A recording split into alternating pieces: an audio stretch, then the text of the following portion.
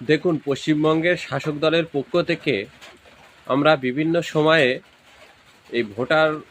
ভুয়ো ভোটার, একই ভোটারের দু জায়গায় ভোট, ভুয়ো ভোটার তালিকা, এই সমস্ত অভিযোগ রাজ্যের শাসক দল এবং বিরোধী দলের পক্ষ থেকে সবসময়ই শুনে থাকি। কিন্তু এর বাস্তবতা কত দূরে সেটা প্রেজেন্টেশনের মাধ্যমে বা হাতে কলমে দেখিয়ে দেওয়ার মাধ্যমে এতদিন পর্যন্ত পশ্চিমবঙ্গ সহ ভারতবর্ষের কোনো আঞ্চলিক দল এবং সর্বভারতীয় দল যেটা করে দেখাতে পারেনি, যে বুকের সাহস নিয়ে যে কাজটি করার দরকার সেটা করতে পারেনি, সেটা করিয়ে দেখিয়েছেন রাহুল গান্ধী। গতকালকে প্রেস মিট করে 1 ঘন্টার বেশি সময় ধরে তিনি ভুয়ো ভোটারদের যেভাবে ধরে ধরে দেখিয়ে দিয়েছে যে বিজেপি 2014 সালে ক্ষমতায় আসার পর থেকে কিভাবে একটি রাজ্যের ভোটারকে অন্য রাজ্যে শিফট করিয়ে সেখানে ভোটে জিতে আবার একটি অন্য রাজ্যে সেই সমস্ত ভোটারদের শিফট করিয়ে ভোটে জেতার যে কৌশল নিয়েছিল,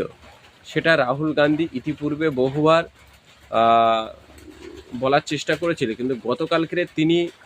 1 ঘন্টার বেশি সময় ধরে একদম নাম ধরে ধরে, বুথ ধরে ধরে যেভাবে সংবাদ মাধ্যমের সামনে তুলে ধরেছেন, সেটা এক অত্যন্ত প্রশংসনীয় একটি কাজ। এবং ভারতবর্ষের রাজনৈতিক সচেতন সাধারণ মানুষ এটাকে দেখছে এবং বাহবা দিচ্ছে। আপনারা যদি একবার রাহুল গান্ধীর ফেসবুক এবং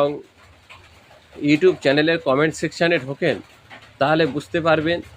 দেশের কত সংখ্যক মানুষ এই ভিডিওটি দেখেছেন এবং তাদের মতামত কমেন্ট সেকশানে প্রকাশ করেছে। এখান থেকে প্রমাণ হয়ে যায় পশ্চিমবঙ্গের শাসক দল এবং বিরোধী দল এরা যতই লাফালাফি করুক না কেন, রাহুল গান্ধীর এই যে প্রেজেন্টেশন, এটা অত্যন্ত একটি অন্য মাত্রায় পৌঁছে দিয়েছে বিজেপির এই নোংরা চক্রান্ত করে ভোটে জেতার কৌশলকে। আসুন আমরা মোদিজির নূতন ভারতকে সামনে রেখে বিরোধী পক্ষের সমস্ত নেতা নেত্রীরা এক জায়গায় হয়ে মোদিজি যে নতুন ভারত দেখাতে চেয়েছেন, বিরোধী পক্ষের শিবির একজোট হয়ে সেই নূতন ভারতকে আরও নূতনভাবে, স্বচ্ছভাবে দেখিয়ে দিক বিজেপি আসলে মহারাষ্ট্রে জিতেছে সম্পূর্ণ কারচুপি করে এবং রাজস্থান জিতেছে সম্পূর্ণ কারচুপি করে। রাহুল গান্ধীর এই যে অগ্রণী ভূমিকা, এটা যদি তিনি ধরে রাখতে পারেন, তাহলে আগামীর লোকসভা ভোটে বিজেপির সঙ্গে বিরোধীদের একটি চরম পর্যায়ের লড়াই হতে চলেছে,